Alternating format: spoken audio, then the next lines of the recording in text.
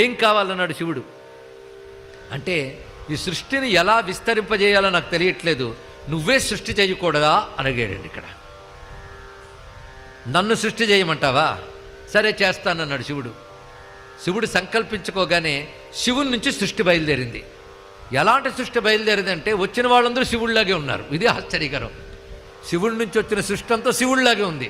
అందరూ చంద్రలేఖలు ధరించున్నారు, అందరికీ 3 కళ్ళు, అందరూ భస్మధారణ చేసుకున్నారు, అందరూ త్రిశూలమును ధరించారు. ఇలాంటి వాళ్ళు కోట్ల కొలది వస్తున్నారు శివుడి నుంచి, సూర్యుడి నుంచి కిరణాలు వచ్చినట్లుగా. బ్రహ్మదేవుడికి బెంబేలెత్తిపోయాడు. స్వామి ఏమిటిది? ఆ రూపాలు ఎలా ఉన్నాయంటే నిన్న ఒక శ్లోకం చెప్పుకున్నాం, ఆపాతాళ నభస్థలాంత భువన బ్రహ్మాండమా విస్ఫుర జ్యోతి. అది లింగం వర్ణన. ఇప్పుడు వచ్చిన వాళ్ళందరినీ కలిపి ఒక శ్లోకం ఉందండి. ఆ స్వరూపాలు చూస్తుంటే బ్రహ్మాండ వ్యాప్త దేహా భసిత హిమరుచా భాసమానా భుజంగై కంఠే కాళా కపర్దా కలిత శశికళా చండ కోదండ హస్తా త్రియక్షా రుద్రాక్షమాలా సలలిత వపుష సాంభవా మూర్తిభేదా రుద్రా శ్రీ రుద్రసూక్త ప్రకటిత విభవా న ప్రయచ్ఛంతు సౌఖ్యం అని వేదమాత వర్ణిస్తోంది. ఇక్కడ వచ్చిన వాళ్ళు ఎంతమంది అంటే లెక్కలేనంతమంది. ఈ స్వరూపాలు అప్పుడు సృష్టింపబడ్డ బ్రహ్మాండాలన్నీ నిండిపోతున్నాయి వీళ్ళ స్వరూపాలతో. ప్రతి వాళ్ళు కూడా 3 కన్నులతో ఉన్నారు, చంద్రలేఖ దాల్చి ఉన్నారు, జటాజూటములతో ఉన్నారు, త్రిశూల దపానులై ఉన్నారు, అద్భుతమైన రూపాలతో గోచరిస్తున్నారు. వెంటనే ఈయన వణికిపోతున్నాడు. ఒక్కొక్క శివుడు ఒక్కొక్క రంగుతో ఉన్నాడు.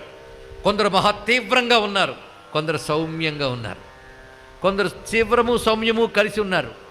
ఈ తీవ్రంగా ఉన్న వాళ్ళని ఘోర అంటారు, ఈ సౌమ్యంగా ఉన్న వాళ్ళని అఘోర అంటారు.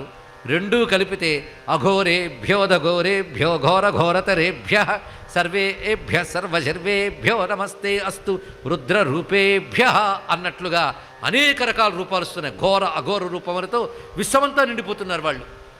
అప్పుడు బ్రహ్మదేవుడు అన్నాడు, ఈ సృష్టి నేను అడగలేదయ్యా బాబు అన్నాడు. ఇక్కడ నేను అడిగిన సృష్టి ఏమిటంటే సుఖదుఖాలు అనుభవించేటువంటి జీవుల్ని సృష్టి చేయమన్నాను, కానీ నువ్వు నిన్నే సృష్టి చేసుకున్నావు. నేను జీవుల్ని సృష్టి చేయమన్నాను. ఇవి ఈశ్వరులు, వీరు జీవులు కారు. వీళ్ళు ఈశ్వరుడు ఒక్కడే, నీ నుంచి వచ్చిన ఈశ్వరులు వీరందరూ. వీళ్ళనే సహస్రాణి సహస్రసో ఏ రుద్రాహ అది భూమ్యాం అంటూ రుద్ర నమక మంత్రాల్లో సహస్రాణి సహస్రసహ వేల కొలది ఉన్నారు. ఇక్కడ 1000 అంటే 1000 అని అర్థం కాదు, ఇన్ఫినిటీ అని అర్థం. ఇక్కడ లెక్కలేని రూపాలు వచ్చేస్తున్నాయి. వీళ్ళని అడగలేదు అంటే అప్పుడు శివుడు అన్నాడు, ఏమిటి? సుఖదుఖాలు అనుభవించే వాళ్ళు నేను సృష్టి చేయాలా? నేను ఎవ్వడికి దుఃఖం ఇవ్వనయ్యా. సుఖము దుఃఖము లేని ఆనందం ఇస్తాను, అది నా లక్షణం. అది సుఖదుఖాలు ఇచ్చే జీవుల్ని నేను సృష్టి చేయలేను, నేను నన్నే సృష్టి చేసుకుంటాను. కనుక దుఃఖాన్ని ఇచ్చేవాడిని కాదు, నేను దుఃఖాన్ని పోగొట్టేవాడిని. సుఖ